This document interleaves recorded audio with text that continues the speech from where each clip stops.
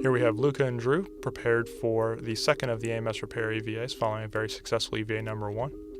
Here we have Luca heading up the Cetus Spur to meet the SSRMS to prepare for his flight to AMS, while Drew will be heading up the Cetus Spur with a tool bag, and he'll be heading out directly to ELC-2 to prepare his work site and to assist Luca in the EVA-2 repair work. Luca has to pitch down the whiff extender here. He left the APF arm whiff extender on the end of the arm on the end of the last EVA in order to save time on this one. So he'll get the right settings set up here, ingress the APFR, and prepare for the flight over to AMS.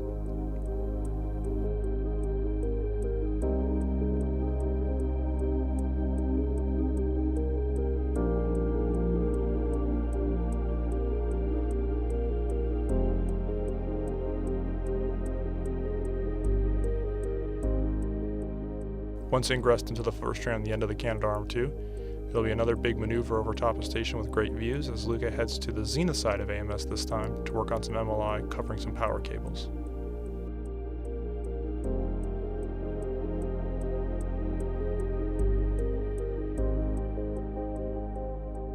The SSRMS will slide Luca in between ELC-2 and AMS, and he'll get to work with some Russian cutting tools to open up the MLI, the multi-layer insulation in this area.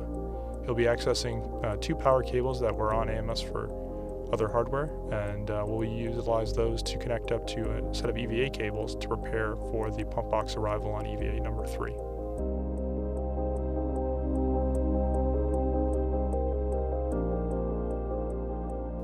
Once those cables are temp stowed, he'll open up yet more MLI in that area to prepare for the mechanical attach device, or MAD, install on the beam. This MAD will be utilized on EVA-3 for the mechanical attachment of the pump box. So following this task, the power, data, and mechanical components will all be ready for that pump box to come right out on the beginning of EVA-3. Completing that work, the SSRMS will maneuver Luca from the zenith side back a little bit later in between ELC-2 and AMS to the same work site he was at during EVA-1.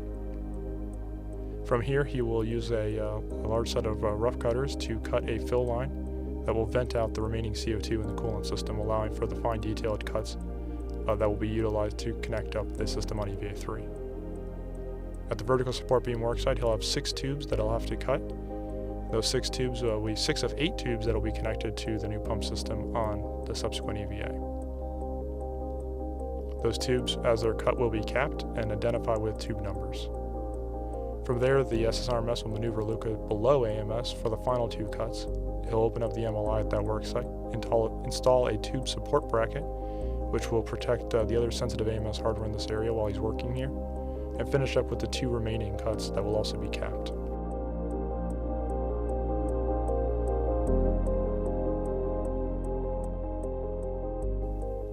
With 8 of 8 tubes now cut and capped, the SSRMS will maneuver Luca back towards the face 1 of the truss where he got on, and he'll egress the SSRMS there and head back in the airlock after a successful EVA number 2. While he's riding back on the SSRMS, Drew will be cleaning up the bags that have been stowed on ELC-2, preparing that work site for the in-between time between the EVAs, and then translating back under the mobile transporter and back to the airlock himself. This will set up the AMS and the station to bring out the new pump system at the beginning of EVA-3 and have it installed, ready for fluid, power, and data connections.